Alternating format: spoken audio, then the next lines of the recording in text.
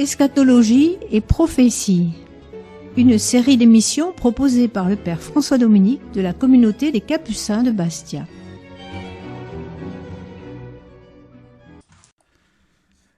Amis auditeurs, bonjour, heureux de nous retrouver pour notre émission Eschatologie et prophétie.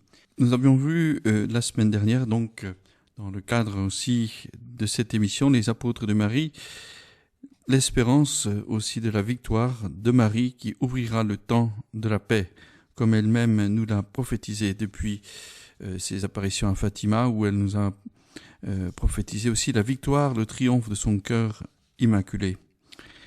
Et donc, dans l'émission de la semaine dernière, nous avons abordé ce temps de paix qu'elle renouvelle aussi à Medjugorje, où elle annonce aussi que, après l'étape de purification, entre guillemets, de ces 10 secrets, un temps de grâce, un temps de paix sera accordé au monde. Nous avons vu aussi que dans ce contexte, la Vierge Marie nous affirme aussi bien que ces apparitions à Medjugorje sont les dernières. Mes apparitions ici, dit-elle, sont les dernières pour l'humanité. Je suis venu appeler le monde à la conversion pour la dernière fois. Après cela, je n'apparaîtrai plus sur la terre. Ce sont mes dernières apparitions, 2 mai 1992. Le sens donc est clair, et la Vierge a réitéré le même concept avec des mots différents dans 2 messages distincts afin qu'il n'y ait pas de malentendu. Nous sommes donc confrontés, d'une certaine manière, au dernier appel à la conversion, en tout cas dans ce temps qui est le nôtre, dans ce contexte qui est le nôtre, que Dieu aussi adresse à travers Marie. La Vierge Marie nous est envoyée par le Père pour nous aider aussi à combattre et à reprendre le chemin de la conversion, le chemin de la pénitence, le chemin de la vie chrétienne au sens propre et figuré, c'est-à-dire une vie aussi qui s'ancre dans l'Évangile, dans les sacrements, dans la prière et aussi dans l'espérance chrétienne. Et donc, voilà, on insiste sur ce thème de l'espérance chrétienne qui est le thème aussi de ce jubilé que nous vivons actuellement. Et c'est bien sûr l'espérance qui conduit aussi le devenir de l'Église, même si elle passe aussi par des moments de tribulation, par des épreuves, mais c'est toujours bien sûr avec ce regard d'espérance parce que le Christ est toujours à nos côtés, bien sûr, pour nous donner les armes du salut et nous donner la victoire. Alors, voyons aujourd'hui un autre chapitre donc qui se rapproche aussi à ce temps de l'épreuve, ce temps des secrets, à Medjugorje, comme on l'a déjà vu dans les autres émissions, avec ce chapitre que l'on ouvre aujourd'hui, vaincu par le Christ, Satan veut détruire l'Église. Alors, on sait que, le démon a déjà perdu, bien sûr, il est déjà vaincu par le Christ dès le moment même de la croix. Par sa mort, il a détruit la mort, nous dit aussi la parole de Dieu, nous dit l'Évangile, et nous dit aussi cet hymne de l'exultet, ô mort, où est ta victoire, où est ton aiguillon, nous rappelle aussi l'apôtre Saint Pierre. Et donc, le Christ est vainqueur, évidemment. Et parce qu'il est vainqueur, eh bien, Satan, d'une certaine manière, ne l'accepte pas et dans sa colère, dans le temps qui lui reste, eh bien, il a décidé de mettre tout en œuvre pour mettre des obstacles et même détruire l'œuvre de Dieu. Alors, on sait qu'il n'y arrivera pas, jusqu'au bout parce que nous sommes toujours dans la main du Seigneur et même son action aussi est limitée par la puissance de Dieu, la toute puissance de Dieu qui exerce aussi la liberté, qui permet la liberté à ses créatures et cette liberté, eh bien, elle est limitée, bien sûr donc au bon vouloir de Dieu. Et donc même si Dieu permet le mal, laisse une certaine action mal, évidemment, il ne laissera pas que son œuvre soit détruite. Alors ce temps particulier d'épreuve et de purification des secrets est vu généralement dans la perspective d'événements catastrophiques dus à la guerre, à des catastrophes naturelles, à travers lesquelles l'empire du mal tentera de détruire nos vies et la planète sur laquelle nous vivons. Mais en réalité, l'attaque de Satan vise en premier lieu les âmes à conquérir. Et ce qu'il souhaite par-dessus tout, son objectif, c'est de perdre les âmes. Et c'est depuis aussi particulièrement le triomphe du Christ sur la croix, il veut récupérer les âmes pour montrer à Dieu que son sacrifice est vain.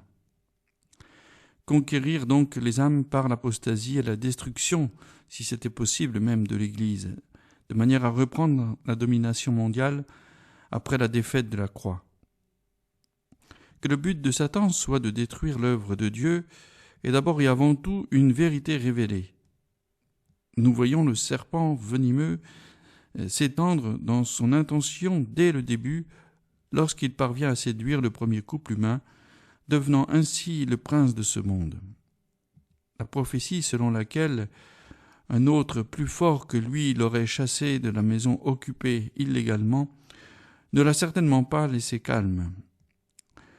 Pour cette raison, il a essayé de consolider sa conquête, entraînant de plus en plus l'humanité vers les abîmes du péché.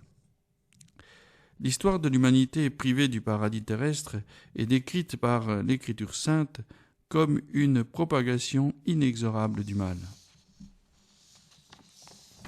L'empire du mensonge et de la mort ne laisse aucune place à la possibilité de la libération de l'homme. Si Dieu n'était pas intervenu d'une manière qui allait au-delà de toutes les prédictions possibles. La venue de Jésus a fait d'une certaine manière aussi trembler les portes de l'enfer, parce que l'ange rebelle s'est retrouvé devant celui qui est bien plus qu'un homme, bien plus qu'un ange. Il est bien plus même que le premier Adam. Bien sûr, il est le Verbe de Dieu, le Fils de Dieu. Et lui-même, dans l'Évangile, se présentera devant Jésus en disant « Tu es le Fils de Dieu, le Fils du Dieu vivant ». Le mystère de la croix a été le moyen par lequel le Rédempteur a sauvé le monde en le purifiant du péché par son sang. L'humanité non seulement a été purifiée, mais aussi a été pardonnée, réhabilitée d'une certaine manière, rétablie dans sa grâce originelle.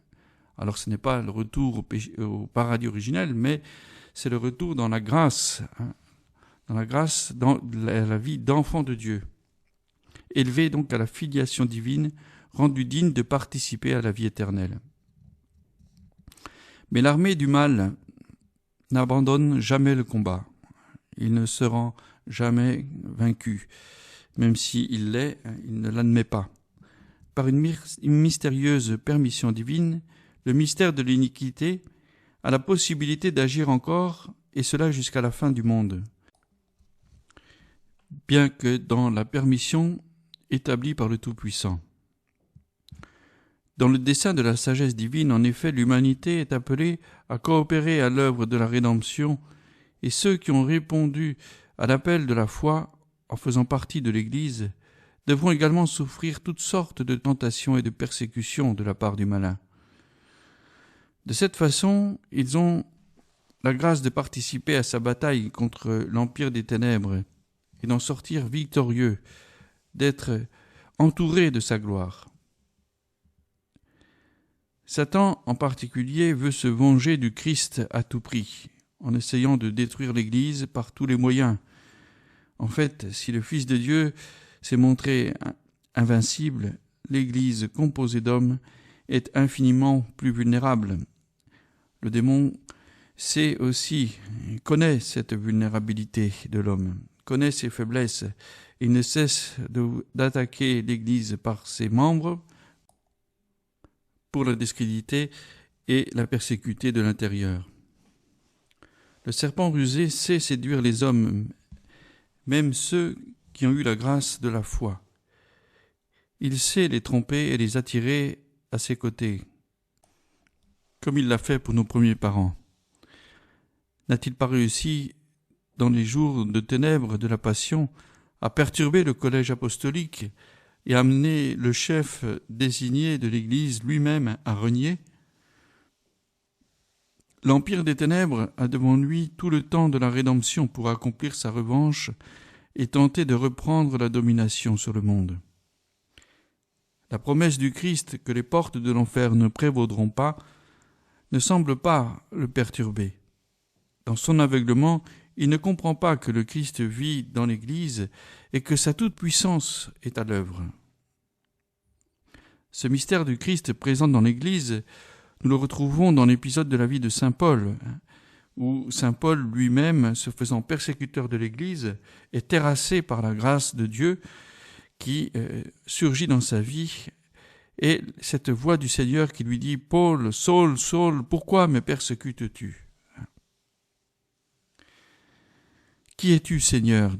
répond Saul. « Je suis Jésus, celui que tu persécutes. » Et donc, persécuter l'Église, c'est persécuter le Christ. Et ce qui montre justement que le Christ et l'Église ne font qu'un. Comme le disait aussi sainte Catherine de Sienne, l'Église et le Christ, c'est tout un. Il ne s'est pas encore rendu compte que l'Église a reçu également une mère, la Vierge très sainte, puissante elle aussi contre le mal. Par son humilité, elle a écrasé la tête de l'ennemi. Et la Vierge Marie donc s'est concentrée sur sa mission de protéger l'Église, d'être cette mère qui aussi est une mère active, qui prend soin de ses enfants et qui nous garde sous son manteau, afin de contrecarrer les attaques lancées pour la détruire. La présence de Marie dans l'histoire bimillénaire de l'Église s'est répandue de plus en plus, comme la lumière du soleil qui regarde timidement hors de l'horizon et qui s'élève de plus en plus dans la voûte céleste, jusqu'à ce qu'elle la remplisse de sa splendeur. Quelqu'un s'est plaint bêtement au cours de ces derniers siècles que la dévotion mariale est trop répandue, comme si cela était un danger pour l'Église. En réalité, cela correspond à un plan divin qui, à l'expansion de l'empire du mal, oppose la présence de la Vierge Immaculée sur laquelle le malin ne peut se vanter d'aucune forme d'influence, et cela dès le premier instant de sa conception. Pour réussir dans son intention de détruire l'Église, Satan, avec tous ses disciples, s'emploie à vouloir éteindre la foi dans les cœurs et plonger la terre entière dans les ténèbres absolues. La bête de l'Apocalypse, aveuglée, ne se rend pas compte que la reine du ciel est en train de préparer l'humble armée de ses apôtres qui lui infligeront une défaite mémorable qui restera dans les annales de l'éternité. L'attaque du prince de ce monde contre l'Église est une constante dans l'histoire chrétienne. Elle n'est pas propre seulement à ces 2 millénaires, mais depuis toujours, depuis les origines, le démon cherche à détourner l'homme de Dieu. Toutefois, nous voyons qu'au cours de ces derniers siècles, cette attaque contre l'Église et contre les enfants de l'Église a gagné en intensité et a remporté des succès indéniables, poussant des multitudes de l'Occident vers l'apostasie. Les moyens de l'antique serpent sont toujours les mêmes, bien qu'adaptés à la nouveauté des circonstances.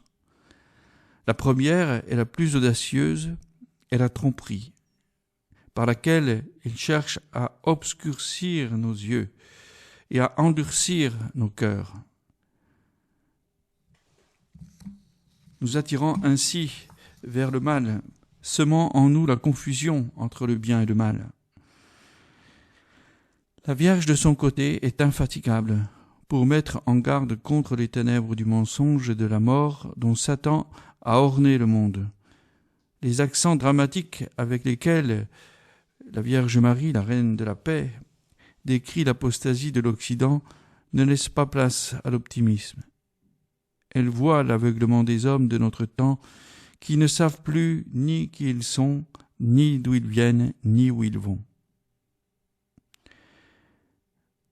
Ils étaient des enfants de lumière pour la plupart, mais ils ont ensuite perdu cette lumière pour plonger dans les ténèbres. Ce sont des personnes qui, dans la majorité des cas, ont reçu même le baptême, mais malheureusement sans véritablement connaître Jésus-Christ, et qui ont ensuite fermé leur cœur au point de le rejeter, au point de se laisser complètement aveugler et immerger par d'autres lumières, par d'autres perspectives de bonheur ou de pseudo-bonheur.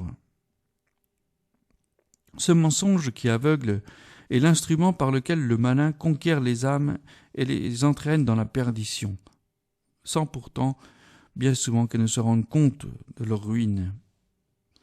Là où la séduction n'obtient pas de résultat, le diable déchaîne la persécution, en utilisant l'arrogance, la haine, l'intolérance des hommes.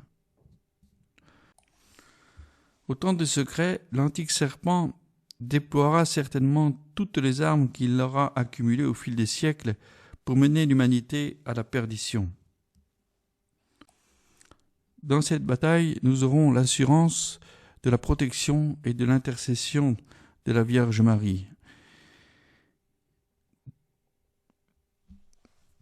Elle sera présente comme cette colonne que saint Jean Bosco a vu aussi se dresser au milieu des flots, avec l'autre colonne de l'Eucharistie, ces deux colonnes qui protègent le navire amiral de l'Église, selon le rêve de saint Jean Bosco, des trois blancheurs ou des deux colonnes. Ces deux colonnes donc seront comme les points forts aussi sur lesquels et à partir desquels l'Église et chacun d'entre nous pourra aussi puiser et sécurité et pouvoir s'arrimer devant les flots qui se déchaîneront autour de nous. Ce sera donc ces points d'ancrage, ces repères au milieu de la tourmente.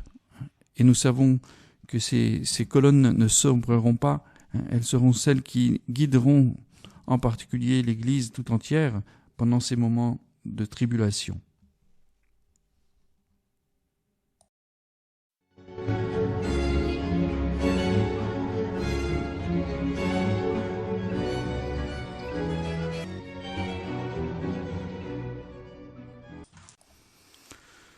Celui que la parole de Dieu nomme aussi comme le père du mensonge a obtenu un grand succès par la tromperie et la séduction, tandis qu'il a échoué dans ses objectifs chaque fois qu'il a essayé de détruire l'Église par la persécution. C'est le cas de l'Église des premiers siècles, qui est née et s'est répandue en versant le sang d'innombrables martyrs, et c'est particulièrement vrai de l'Église des temps modernes, qui a miraculeusement survécu à des tentatives d'extermination multiples et répétées au cours de l'histoire. Dans la troisième partie du secret de Fatima, Notre-Dame a prophétiquement anticipé le chemin de croix de l'Église au dernier siècle du deuxième millénaire, à travers le passage impressionnant de ruines et de cadavres parmi lesquels l'évêque vêtu de blanc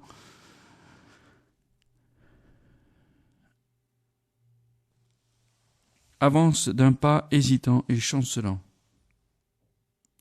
Lorsqu'il atteignit le sommet de la montagne, alors qu'il se prosternait à genoux au pied d'une grande croix, il fut tué ainsi que les autres évêques et cardinaux, les religieux et religieuses, les laïcs, les hommes et les femmes de différentes classes et positions.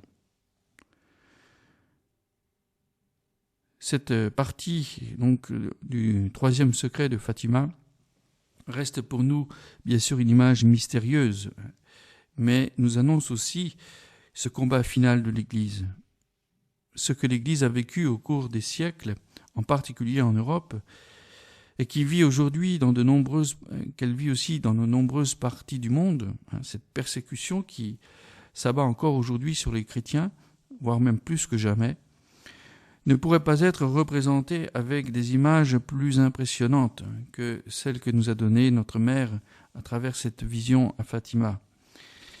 Ce qui est le plus frappant dans cette dernière image, qui offre la clé pour interpréter le mystère de la persécution de l'Église, c'est sa participation à la passion du Seigneur pour que les âmes soient sauvées. Les dernières paroles du secret montrent 2 anges sous les bras de la croix, avec chacun un calice en cristal à la main, dans lequel il recueille le sang des martyrs qui irriguait avec lui les âmes qui approchaient de Dieu. Nous pouvons interpréter ce signe du 3e secret comme lorsque l'empire des ténèbres déchaîne sa violence destructrice, Dieu demande à son Église d'être prêt au martyre, afin que les âmes séduites par le malin puissent se réveiller du sommeil de la mort et ouvrir les yeux sur la ruine qui plane sur elles. L'urgence du danger qui nous menace.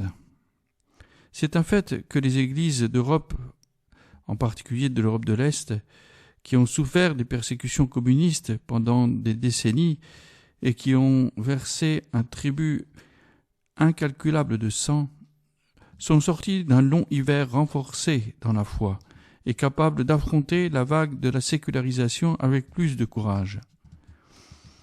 Ceux qui assistent à la messe du soir en ce lieu de Medjugorje, donc dans ce lieu aussi qui a été persécuté par l'époque communiste, voient cette réalité en regardant les prêtres concélébrants. Là où l'Église a persévéré dans la foi au milieu des persécutions, elle est devenue un arbre vigoureux, plein de nouvelles pousses. Le sang des martyrs est la semence des chrétiens, a dit Tertullien à propos des persécutions de son temps. Saint Jean-Paul II a lu toute l'histoire de l'Église à la lumière de cette parole de l'apologiste romain. Nous invitons ainsi à découvrir la cruauté des persécutions de notre temps, à prendre conscience que le temps des martyrs n'est pas un temps du passé, mais qu'il est bien réel et encore peut-être d'autres manières, mais plus présent encore aujourd'hui. Aujourd'hui, l'Église est redevenue l'Église des martyrs, a réaffirmé aussi ce grand pape, qui avait fait l'expérience directe, lui aussi, des persécutions les plus dévastatrices de l'ère moderne, du communisme et du nazisme. L'Église, dans tous ses membres, est appelée à revivre le mystère de la passion du Christ au cours de l'histoire. Le fait d'être persécuté est la conséquence de son union avec le Christ et constitue sa condition normale au cours de son pèlerinage. C'est ainsi que s'accomplit la prophétie de Jésus lui-même lorsqu'il dit dans l'évangile de Saint Jean « S'ils m'ont persécuté, ils vous persécuteront aussi ». À ce propos, le pape actuel, le pape François, a repris la pensée de son prédécesseur et a précisé « Les chrétiens sont persécutés aujourd'hui plus qu'au début de l'histoire du christianisme ». La cause originelle de toutes ces persécutions est toujours la haine du prince de ce monde envers ceux qui ont été sauvés et rachetés par Jésus, par sa mort et sa résurrection. Les armes qui nous sont données dans ce combat sont les armes spirituelles de la parole de Dieu, des sacrements, de l'humilité, de la douceur, mais aussi la présence de la Vierge Marie, de son intercession, de sa protection maternelle. Nous voyons que la persécution, loin d'affaiblir la foi, au contraire, peut servir comme un moyen pour réaffirmer tout d'un coup notre appartenance au Christ et resserrer même les liens fraternels qui nous unissent les uns aux autres. Une image biblique aussi qui nous parle de cette fin des temps est celle de la parabole du blé et de l'ivraie. Le bon blé est séparé de l'ivraie, le fervent du tiède, le fidèle serviteur de l'infidèle. Face à la persécution, Dieu opère ce discernement et sépare les bons des mauvais. Les bons poissons, il les garde, et les autres, il les rejette à la mer, car ils sont mauvais. Dans l'endurance des souffrances indicibles, dans le courage d'affronter l'échafaud et dans le pardon des ennemis par amour du Christ, se manifeste ainsi la sainteté de l'Église et son pouvoir d'attraction pour les âmes que le malin garde sous son pouvoir. L'attaque de Satan contre l'Église est une composante constante des 3 derniers siècles, au cours desquels les idéologies révolutionnaires ont jeté les bases d'une nouvelle forme d'athéisme, de la négation du christianisme et de la destruction de l'Église. L'épicentre du combat fut nos terres d'Europe, le continent à partir duquel le christianisme, qui avait presque complètement disparu dans ses régions d'origine, s'est répandu dans le monde entier. Malgré les vagues de haine et de violence que le dragon a infligées à l'Église, l'Église a continué à croître et à se développer, parce que comme l'a déclaré notre Seigneur Jésus, les portes de l'enfer ne prévaudront pas contre elle. Comme aussi la Vierge Marie l'a affirmé, elle est indestructible. En effet, Jésus-Christ y vit, et c'est pourquoi elle est indestructible, unissant sa passion rédemptrice à celle des fidèles qui souffrent dans l'humilité et le silence. Dans un message du 2 janvier 2016, la Vierge Marie rappelle à Medjugorje « L'Église progresse et grandit grâce à ceux qui écoutent les paroles de mon Fils, grâce à ceux qui aiment, grâce à ceux qui supportent et souffrent en silence dans l'espérance d'une rédemption définitive. Le sang des martyrs, en grande partie méconnu du monde, mais bien connu du ciel, a fait grandir l'Église au moment où son extermination était perpétrée. Comme des fleurs enfouies sous la neige, les multitudes chrétiennes qui vivent la foi au péril de leur vie résistent dans la fidélité et l'espérance. Nous pouvons penser aussi alors qu'au temps de l'épreuve qui s'abattra au moment des secrets, la fidélité à Jésus et à Marie des croyants humbles et pieux conduira l'Église à devenir lumière pour les nations et instrument de paix et d'unité entre les peuples.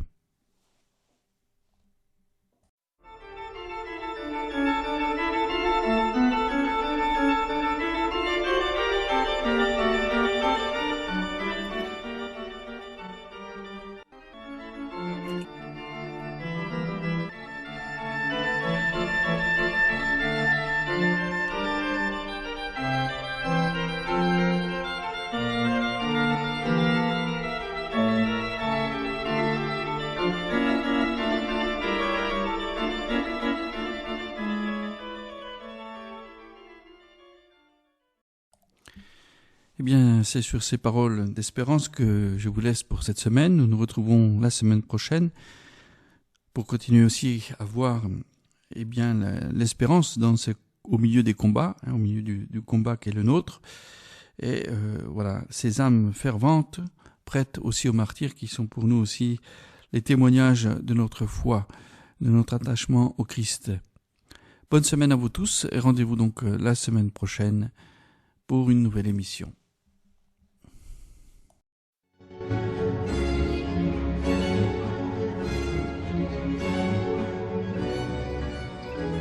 Eschatologie et prophétie, une série d'émissions proposée par le Père François Dominique de la communauté des Capucins de Bastia.